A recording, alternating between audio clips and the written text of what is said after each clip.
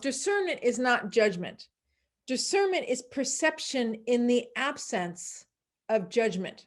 One of the definitions of discernment, because of course there are several, is perception with the absence of judgment. It means I'm perceiving what's occurring without judging what's occurring. I am Christina Suter, and this is the Real Estate Breakthrough Show, where we talk about the reality of real estate, the mindset you need in order to face the reality of what it is, and tips and tricks to get you moving forward in investing. I am your host, Christina Suter. Today, I want to talk about your mindset. And one of my favorite words is the word discernment. And I really do mean it's my favorite. And I want to talk about why it's my favorite. You see, there's discernment and judgment.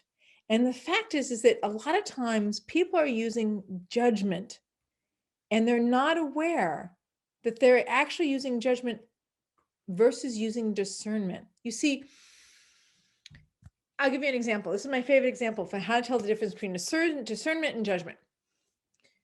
You're standing on the train tracks and you see a train coming right towards you. Now you have a choice.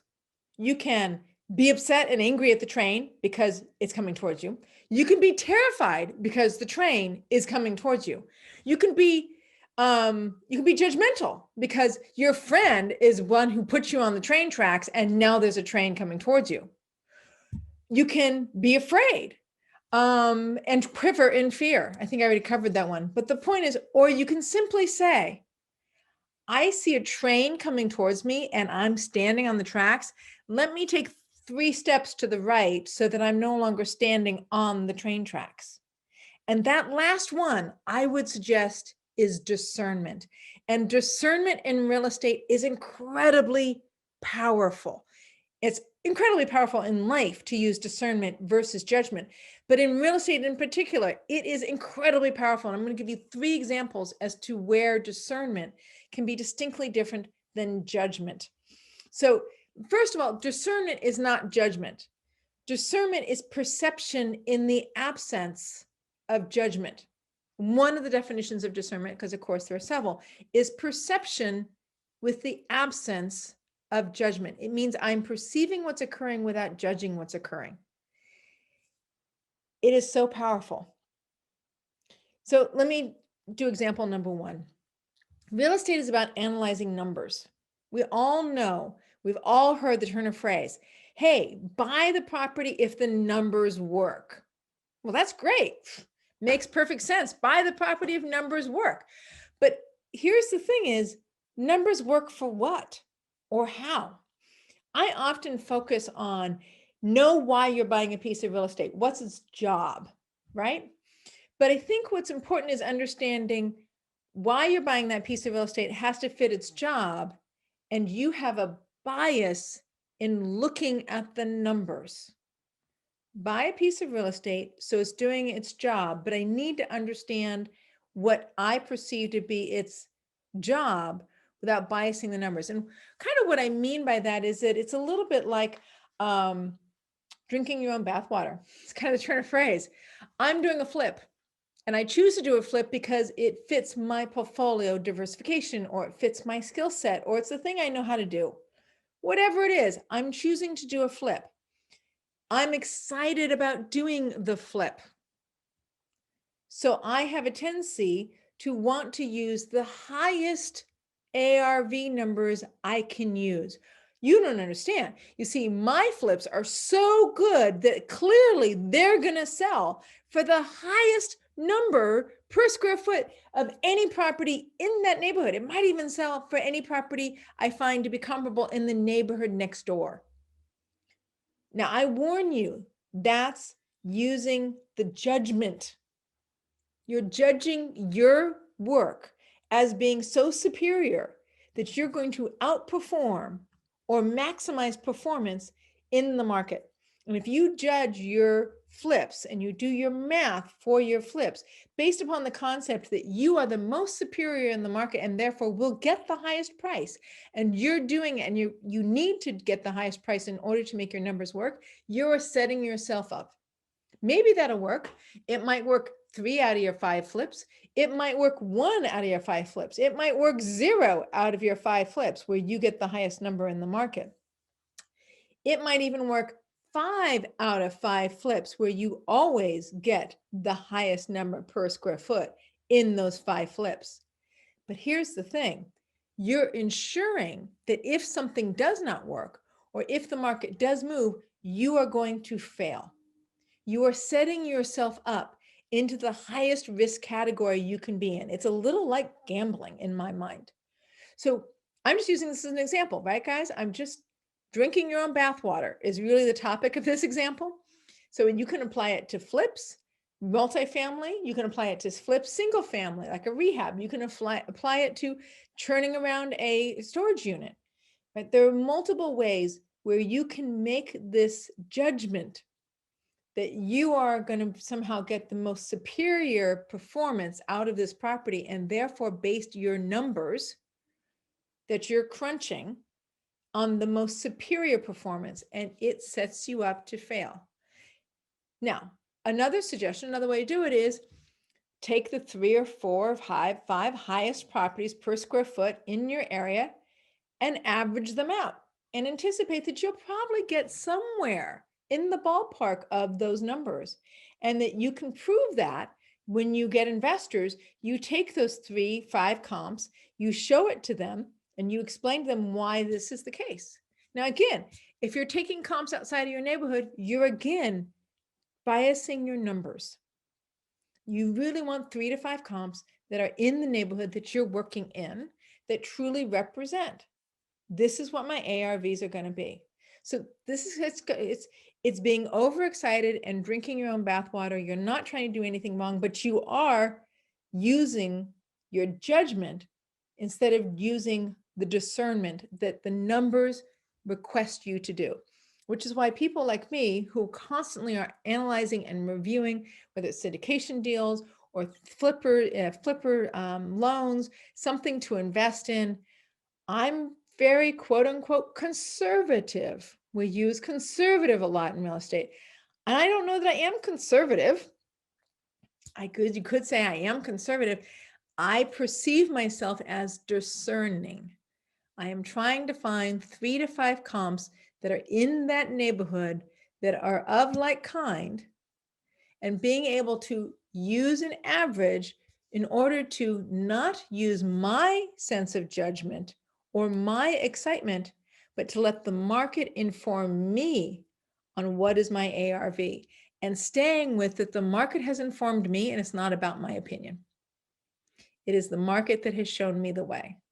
And in a way, I'm allowing discernment to be my guide when I do that versus my judgment or my excitement in order to be my guide. That's example 1. Example 2. Okay, in real estate, we work a lot with people. We work a lot with other people, right? So we make friends and we like our friends. We are loyal to our friends. We like our friends. We trust our friends. We enjoy our time with our friends. I understand that. And I do enjoy doing business with my friends, and I have no problem with that. I enjoy doing business with my friends, especially if I can discern that they're truly competent at what I need them to do. So I'm not trying to say, don't be kind in real estate. Don't be unloyal to your friends, disc your friends. I'm not trying to say any of that. What I'm saying is that can you use your discernment and not just your joy or your judgment or your feelings about your friends to help you decide? Can I truly discern that my friend is very good at doing this X, Y, and Z? I'll give you an example. I invested with a friend of mine. He was a real estate agent, quite successful, and a real estate investor here in Southern California in multi-units. And I invested with this friend, and I liked this friend, and I was excited to be able to invest with my friend. But the thing I invested in was actually a multifamily that was out of state in Texas. And my friend was not an expert in investing in multi-units in Texas. Did not know Texas property taxes, did not know that there is a propensity for a high amount of dry rot because of the wet soil, because of the constant oil in the soil, did not know about sinking foundations. He was not an expert in Texas. And so instead of discerning, taking the moments to discern his skill set and therefore his success in that market, I invested with him because he was my friend. And I have found that my loyalty, this is me, my loyalty to my friends and to people I know is one of the primary ways I can track that I have lost money, is by not discerning their true competency outside of my feelings for who they are. And I'm not saying don't have those feelings. Let me be very clear. What I'm saying is you want to invest with somebody who is competent, who is also your friend. You don't have to invest with your friends. So that's another example of using discerning a capacity, perceiving with an absence of judgment, discerning their capacity in the markets that you're looking at investing in, or in the asset class you're looking at investing in with them, and understanding that your love and your kindness and your trust in them is a judgment. It's a friendship, but it won't necessarily help you discern if it's a good choice. Example 2. Example number 3, working with problems in real estate. So real estate has tons and tons of, all of a sudden there's a problem. Well, guess what? We're gonna have to wait 6 months in order to add the square footage. Oh, this buyer is really mad because they don't really like that it's going to take another 60 days for you to close escrow. There's a problem. So-and-so is pissed off because they're looking for X, Y, and Z. I don't know why I can't think of, there have been so many problems in real estate. You think I wouldn't have a problem coming up with a profound problem in real estate. Oh, the city council isn't going to approve your request. The loan is not going to be approved because you now need a round 2 study on the soil, on what you're doing on this industrial property. And the seller is pissed about, the buyer is pissed about that. So many problems that show up instantaneous. I get a text and I'm like, there's a problem. Okay. Now here's what I've trained myself to do. And this is a discipline.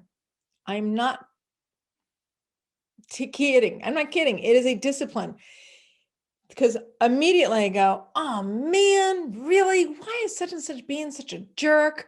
I mean, come on, this is the way, and how am I going to deal with this? And like my brain wants to light up like a Christmas tree with a series of concerns, worries, anger, blaming, and resentment that my investment, my potential investment is now made a right-hand turn and and it appears to be so off course. That's what my brain wants to do. But it doesn't help me find a solution. You see, that Christmas tree lights of emotion and judgment and blaming and upset and anger does not leave space for my mind to come up with a solution. And it doesn't leave space for my mind to come up with a solution that is positive.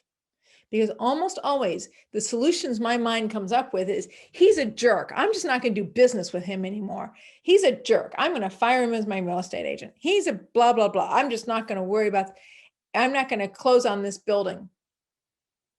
That doesn't give me an actionable solution. It gives me something that is a rejection. So I remember that's the last time this happened. This happened to me a couple months ago. And I remembered that moment where I went, oh, crap, I really don't have an answer for this. And I put my cell phone down after seeing the text. And I went, you know what? I'm just going to wait till tomorrow morning. I literally just went, I'm not going to try to find a solution to this right now because this is way too upsetting to me. There's too many moving parts. This is too complicated to come up with a decision right now. And I just put my phone down. I said, I bet me or my partner that I had in my project is going to come up with some kind of solution because I don't see a good one in front of me right now.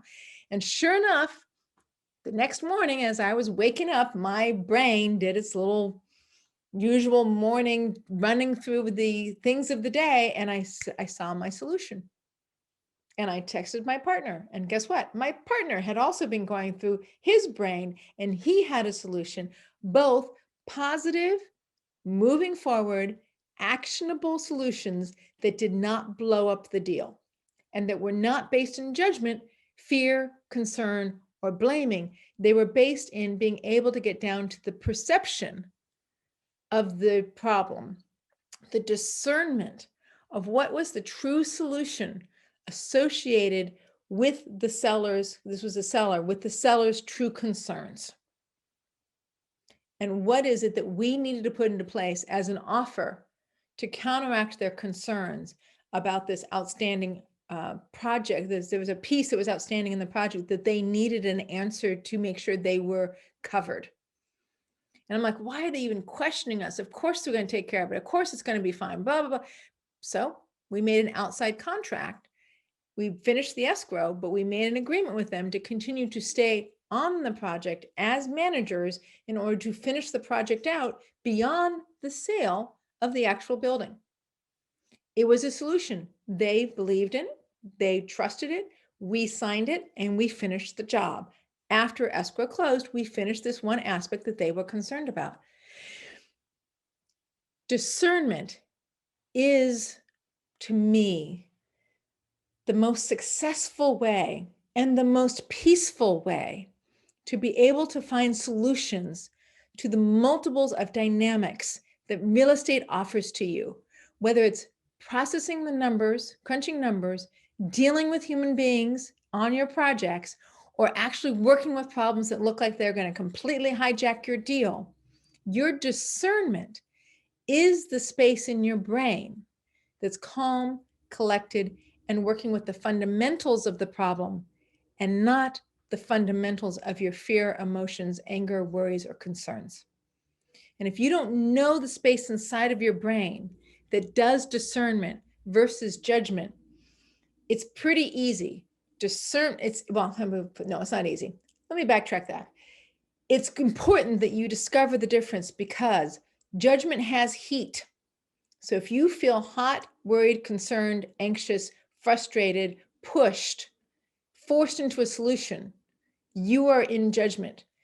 If you feel calm and you're gathering information and you find and the solution is almost like an idea, like a light bulb that pops off over your head, and you're calm in that process, that most likely is your discernment. Now, one of the ways to move from judgment to discernment is to be able to discuss the problem with other people. Sometimes they have especially people who are good at discerning problems, can help open up discernment versus judgment for you. One of the ways to get rid of judgment is to journal and be able to write out all the frustrations and all the anger. And then once you've processed all the anger and frustration, then what's left is discernment. Because judgment will blind you in its heat. When the heat has finally subsided is when discernment can show up. This is Christina Suter with the Real Estate Breakthrough Show. You will find us on Spotify, iTunes. We're also on YouTube and Roku TV. Now, guys, make sure that you hit either the like button or the subscribe button. And here's why. It's not just because I'm an egotistical maniac that needs lots and lots of praise.